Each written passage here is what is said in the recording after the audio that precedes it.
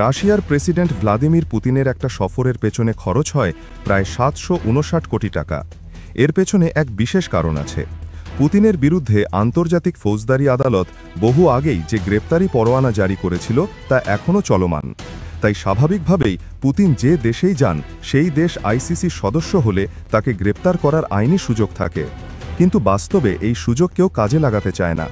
কারণ পুতিনের ব্যক্তিগত নিরাপত্তা ব্যবস্থা, তার সঙ্গে থাকা বিমানবহর আর আকাশে ভেসে থাকা সুপার প্রোটোকলের সামনে গিয়ে দাঁড়ানোর সাহস পৃথিবীর কোনো দেশ এখন পর্যন্ত দেখায়নি।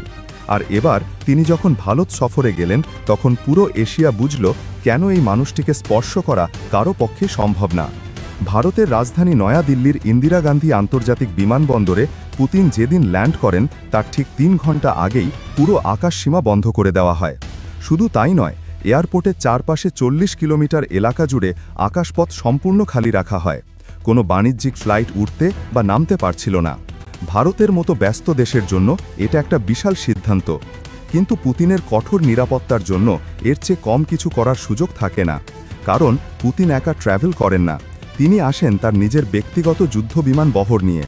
পুতিন সাধারণত তার ব্যক্তিগত বিমান ইলুশিন IL-96-এ করেই ট্র্যাভেল করেন। এটি বিশ্বের সবচেয়ে সিকিউরিটিযুক্ত বিমানগুলোর একটি।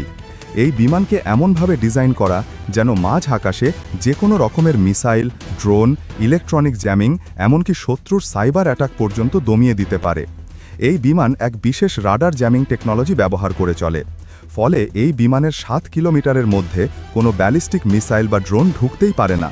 কিন্তু আশ্চর্যের ব্যাপার হলো এই বিমান কখনো একা ওড়ে না। এই বিমানের দুই পাশে থাকে ৮টি MiG-29 যুদ্ধ বিমান, 4টি ডান দিকে এবং 4টি বাম দিকে। MiG-29কে বলা হয় ডগ ফাইটের রাজা, মানে সামনাসামনি যে কোনো যুদ্ধ বিমানকে অ্যাটাক করতে ওস্তাদ। এমনকি এই বিমান আকাশে থাকা যুদ্ধ বিমান এবং মাটিতে থাকা ট্যাঙ্কে একসাথে অ্যাটাক চালাতে পারে। এর আগেও পুতিন যতবার সফরে বের হয়েছেন পুতিনের বিমানের সাথে এই ফাইটার জেটগুলোকে দেখা গিয়েছে। শুধু তাই নয়, 29-এর ঠিক পিছনে থাকে রাশিয়ার সবচেয়ে শক্তিশালী 5th generation stealth fighter jet Su-57। এই বিমানকে বলা হয় আকাশের অদৃশ্য শিকারী, কারণ বিশ্বের সবথেকে উন্নত রাডার দিয়েও এই বিমানকে ধরা প্রায় অসম্ভব। Su-57 প্রতি ঘন্টায় 2200 কিলোমিটার গতিতে উঠতে পারে, একসাথে 25টি টার্গেট লক করতে পারে আর চাইলে 13টি টার্গেটে একই সময় অ্যাটাক চালাতে পারে। বিশ্বের প্রায় প্রতিটি দেশ জানে আকাশে Su-57 থাকলে তাদের যুদ্ধবিমান উড়িয়ে কোনো লাভ নেই। এই পুরো বহরের 8 কিলোমিটার ওপরেই ওড়ে রাশিয়ার স্টেলথ বোমারু বিমান পাগদা। এটাকে পুতিন রাখেন সর্বোচ্চ নিরাপত্তার জন্য, যেমনটা আমেরিকার প্রেসিডেন্ট তার সফরে B-2 বোমারু বিমান রাখেন।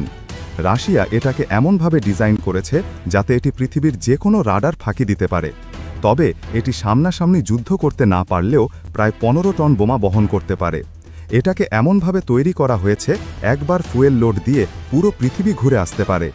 সবচেয়ে গুরুত্বপূর্ণ অংশ হল পুরো বহরকে কন্ট্রোল করে রাশিয়ার অত্যাধুনিক রাডার বিমান বেরিয়েভ A-100 বিমান। এই বিমানের কাজ হল স্যাটেলাইটের সাথে প্রত্যেকটা বিমান এবং যুদ্ধ বিমানের কানেকশন ঠিক রাখা।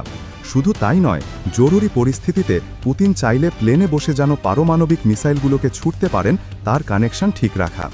এছাড়াও এই বিমান পুরো আকাশ স্ক্যান করতে থাকে, আকাশে উঠতে থাকা প্রতিটা বিমানের রুট ও গতিপথ ট্র্যাক করতে থাকে। সন্দেহজনক কিছু দেখলেই তা সরাসরি রাশিয়ার কমান্ড সেন্টারে পাঠিয়ে দেয়। পুতিন ভারত পৌঁছানোর আগেই তার গাড়ি বহর নিয়ে কার্গো বিমান পৌঁছে যায়। সেখানে থাকে 6টি প্রধান গাড়ি এবং 8 থেকে 10টা ব্যাকআপ গাড়ি। গাড়িগুলোতে পুতিনের দেহরক্ষীরা এবং পুতিনের এক ঝাঁক বিশেষ ফোর্স থাকে। পুতিন যে বহর নিয়ে ঘোরেন তা অনেক দেশের পুরো বিমান বাহিনীর চেয়েও শক্তিশালী। আর এই সব কিছুর ব্যয় ছাড়িয়ে যায় 700 কোটি টাকারও বেশি। আর পুতিনের এই বিশাল মেগা বহর তাকে শুধু সুরক্ষায় দেয় না, বরং তাকে বিশ্বের সবথেকে শক্তিশালী প্রেসিডেন্ট করে রেখেছে। পুতিনের এই মেগা বহর তাকে বছরের পর বছর গোটা বিশ্বের থেকে ধরাছোঁয়ার বাইরে রেখেছে।